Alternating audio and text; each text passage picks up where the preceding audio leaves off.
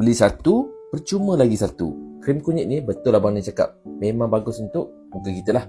So nak bantu muka nampak glowing, muka nampak bersih, nampak lebih tegang. Korang pakai je krim kunyit ni guys. Kalau kena harga offer ni, beli sekarang tau. Beli satu, percuma satu ni. Kunyit natural. Nampak dia punya tekstur dia macam ni. Dia mudah untuk serap tau. Nampak dia senang nak serap. So nak pakai waktu malam pun boleh, waktu siang pun boleh. Okay, dia ibarat macam moisturizer lah. Korang pakai moisturizer waktu malam boleh. Tapi kalau nak pakai waktu siang, korang kena pakai dengan sunscreen lah. Sebab apa? Bila bekerja tengah panas tu, kena protect kita punya skin daripada cahaya matahari guys. Kalau kena harga offer ni, beli sekarang tau. Beli satu, percuma satu ni. Kunyit natural. Harga dia murah je. Sekarang ada harga promo tau. Promosi sekarang, buy one free one. Nampak?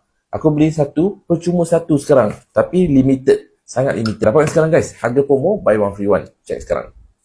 Lelaki walaupun dia tak pakai makeup, tapi kalau dia amalkan skincare yang bagus, dia punya muka kalah perempuan weh. Orang pakai je macam aku pakai kunyit ni guys.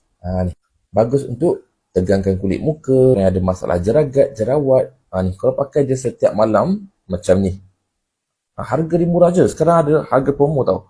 Promosi sekarang buy one free one. Nampak? Aku beli satu, percuma satu sekarang. Tapi limited. Sangat limited. Siapa nak kena cepat, serius.